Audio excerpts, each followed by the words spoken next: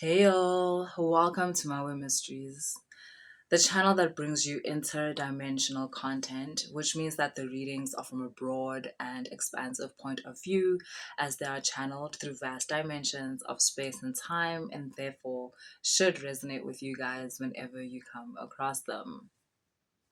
You know, in House of the Dragon, the first season, there's that scene where Rhaenyra, is that her name? The one who is now the queen in this season. In the first season, there's the part where she's with Damon, her uncle. She's still younger, the younger version of her. And they put on those cloaks because she wants to have a night outside of the castle. She's never been outside of the castle grounds. She's grown up in those castle grounds. If she goes somewhere else, it's to be within another castle and those grounds. She's never been within the community, within the, like, she's never been with the locals. She's never been with, like, the natives.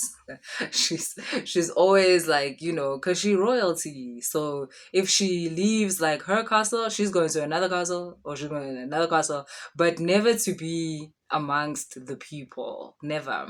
So in that episode, Damon is taking her on a night out to be with the people, and she's wearing a cloak, and she's like eyes wide open. She is so like fascinated and enthralled by everything that's happening around her. It's like, oh my god, like what the fuck? They eating street food, they're listening to like, society gossip, they go to like a brothel type of vibe, because again, she's royalty. She's never experienced real life, so to speak. Obviously I don't mean that, but I mean that, like, she's never done that. Now, a lot of you guys, ebahamba namakhosi, that's how you all ended up in this dimension. Every time you're like, yo, this place is a jungle, as in, this is the streets, like, what? I want you to remember that you felt bored within your dimension of flow, within your dimension of alignment, within your dimension of co-creation. You got bored and you wanted to travel outside of the palace grounds, outside of the courtyard. And that's how you ended up in this dimension with no memory of who the fuck you are. And feeling like this is a savage kingdom. Because, yeah, you're outside the castle grounds. Now, this is a type of initiation also, um, with the higher beings that you walk with. It's how you earn who you are. It's how you say you are who you are, which I think is great, right? It's very different to, like, in this dimension, how a person's wealth just gets passed on to their offspring, like their titles, their positions. It's almost like everything they are, their energy just gets tied to their offspring, only to find that this offspring is nothing like um the person before them. In fact, they do not in any way resemble the energy that brought about the life of the person before them. It is just being handed to them. Now, with spiritual inheritance, this is a way to make sure that that doesn't happen. Because should you be out with the community, with the people, and you decide that you're one of them, you want to live like them, you actually want to, what's the word I'm looking for, like, you want to forego like your inheritance, like, it's cool, then you have the choice to do that. Nobody's angry, nobody's mad. But should you decide that actually you want to claim your spiritual inheritance, then you go through the third dimension, you go through the human experience, you go through the transcendence and the transmutation that brings about the version of yourself that has the right to claim the spiritual powers which are in your bloodline.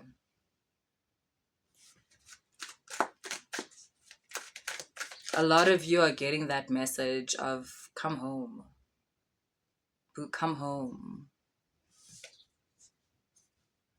And maybe that scares you because can you imagine like your great grandmother coming to you, Ansam, come home? You can think that, like, you know how, I don't know about you guys, but I grew up like knowing that, like, when someone has passed away and they're calling you in a dream, they're calling you to the other side, which is you dying in this side. And I later understood growing up that it actually doesn't always maybe mean that. Let's say that it doesn't always mean that because, yeah, some of you are from, or some of you Ninomoya Wamakosi due to the certain lineage that you're in, which could be a physical royalty like within the lineages we know now, or it could be a spiritual royalty, which is more of a quantum origin type of royalty that most of the time got lost along the way because the offsprings that got produced afterwards never went back home. So it's been quiet within your DNA. This certain blueprint, Yamakos, has been quiet in your DNA for the last 10 generations. That's why no one's heard of like y'all's surname or like whatever.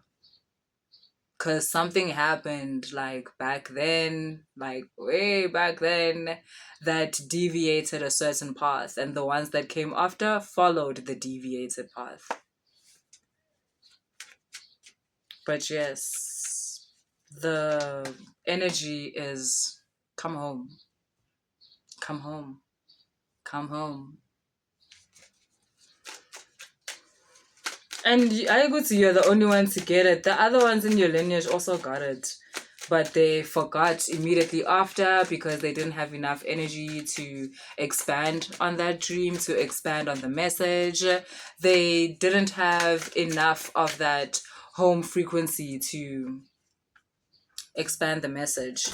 I guess they only had enough of that energy to have the dream.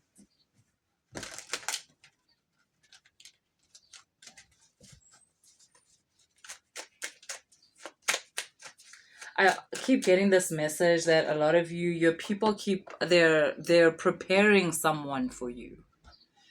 You're being put in alignment with someone that's really going to, it's not that you're the first, it's the first time that you've had awakenings from other people. Everybody in your life has contributed to the person that you are right now.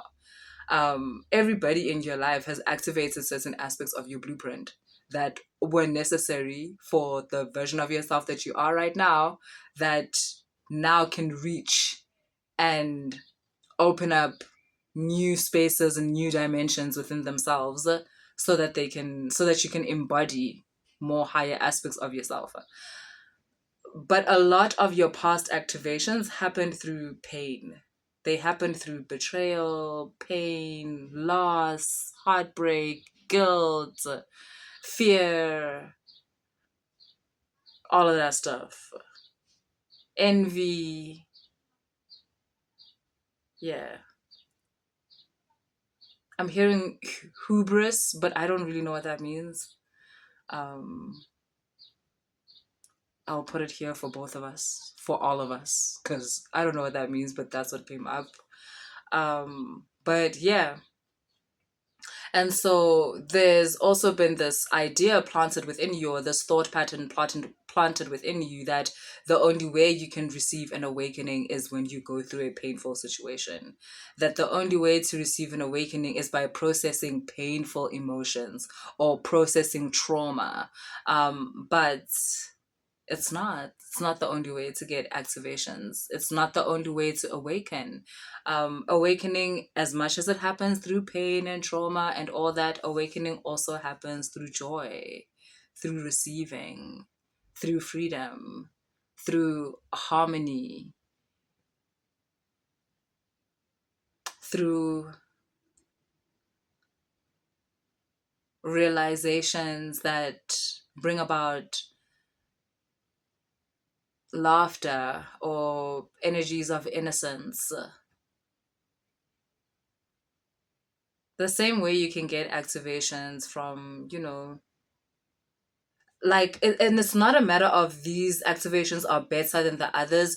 Again, this is also, it seems like, to it's to override that thought pattern you have that you have to be in pain in order to have an awakening, because for some of you that's keeping you in a limited space where you are seeking out painful memories, traumatic memories, and because of that you can never really close the cycle of your karmic cycle.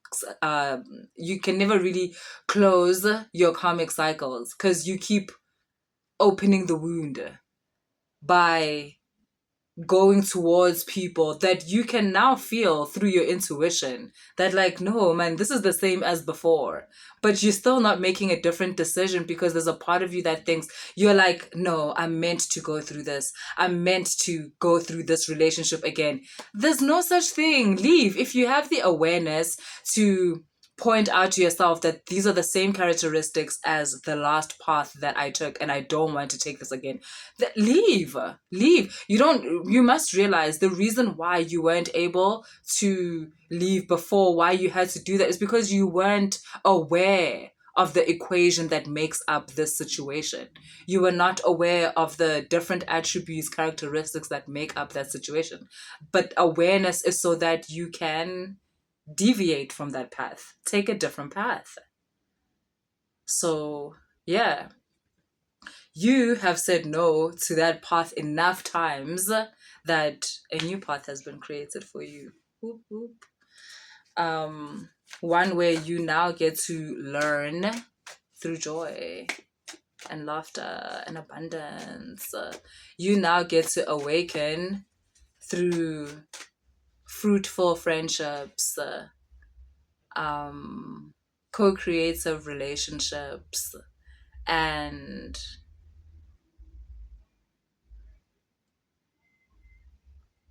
harmonic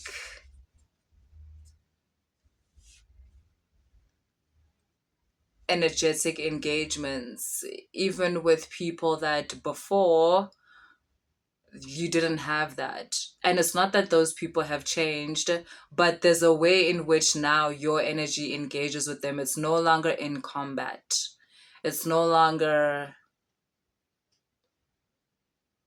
in war and fighting for yourself. You're now able to navigate their energy to only connect with the parts of their energy that are beneficial to you in a joyous way, which could mean that you mostly stay out of each other's way, which, yeah, that's cool. I think some of you are realizing that's all you actually ever needed. For a long time, you know, you wanted so badly for certain people in your life to change, for them to be the way you need them to be in order to have what you call peace in your life. And a lot of you were pretty much asking a fish to climb a tree. You know that saying? If you judge a fish by its ability to climb a tree, you're always going to be disappointed. And a lot of you were doing that with the people around you as empaths, because you have the ability to expand your consciousness to understand certain aspects of other people and natures of other people and your own. You expected the people around you to do the same thing. Them not doing it, at first you were like, oh, they're not awakened or whatever, and then you just realize, okay, they're not doing the work. But the final part of that is you realizing that it's not even so much that they're not doing the work, but kind of like it's very much a can't type of thing. The way a kettle can't toast your bread, it can only boil your water.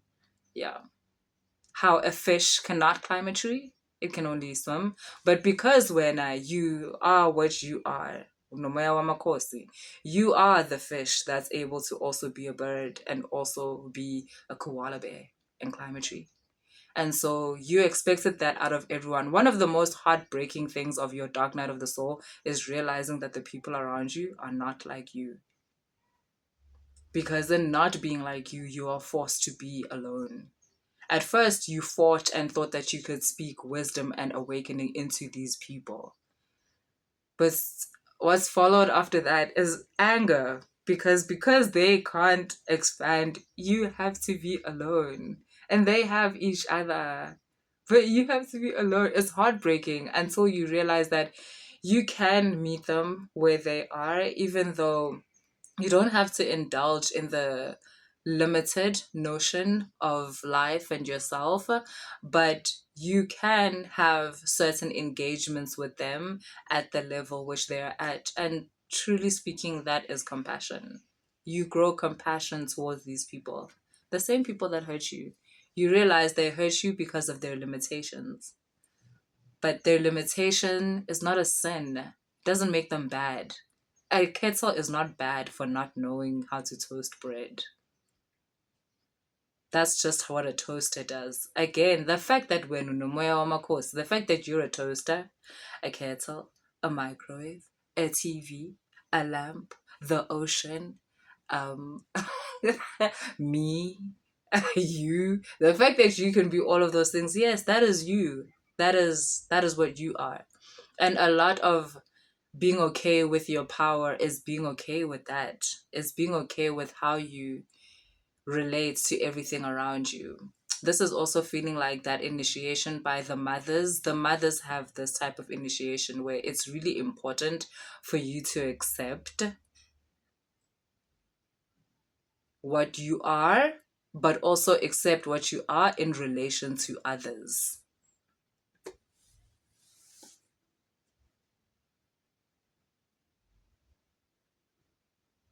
Yes, you're at a point where discovery is happening through joy. You've got the Nine of Wands and the Ten of Cups. The different discoveries that you're finding out about yourself and about what you have the potential to be is now happening through joyous situations. I was saying to you that a lot of you, it's as if your guys, particularly Nina Labenhamba Namakos, there's someone that's being prepared for you. Someone is being pulled into your energetic field. Now you are being pulled into their energetic field. It's giving, I guess, how like royal families have like arranged relationships type of thing. And I know now, obviously, there's a whole lot of controversy because the way in which it's done is quite abhorrent. Like it's weird, but I'm talking about like a high frequency type of thing where your qualities are matched to someone's quality, not just your qualities, but also your desires. Your desires are also matched to someone who has the same reach, so they also have a connection to a spiritual high frequency family, let's call it that. Maybe the royalty part is putting some people off, like yeah, especially like high vibrational group of people that consider you their family, and they want you to be at ease. And there's nothing like being at ease, like when you receive the love that is being given to you. Maybe you thought I was going to say, there's nothing like ease, like when you're being loved. When you're able to receive that love, that's when shit is popping.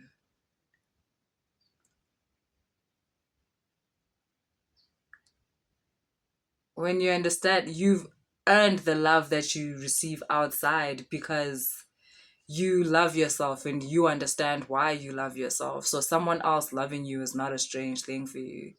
Someone else being aligned with your energy in a way where like aweli phansi,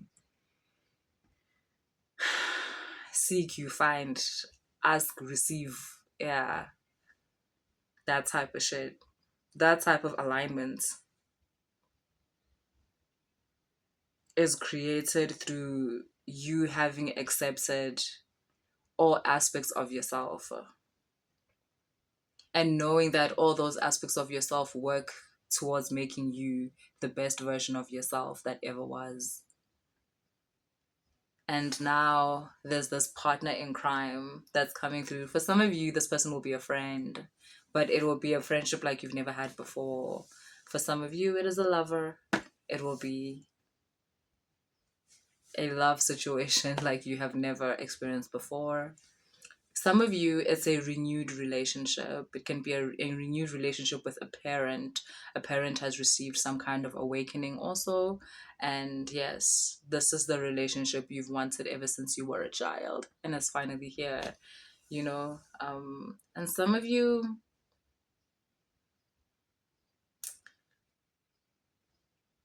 it's a person that's able to fulfill all these roles. So they're a friend, they're a lover, but they also nurture you and take care of you like a parent does. And you do the same for them because you guys are matching energies. And you're both multidimensional. I was talking about this with like some friends over the weekend. You're embodying AMAKHOSI Wagini within you. You're one person, but you hold a whole family within you. It's giving Sense8. Have you guys watched Sense8, guys? Please go watch Sense8. It's on Netflix and it's one of the best shows I've ever seen in my life. Like, go do that for yourself. Sense8. Okay, cool. So that's what I have for you guys. If the reading resonated, please like, share, and subscribe. If you want to book a personal reading or a mentorship session, all that information is in the description box. Later.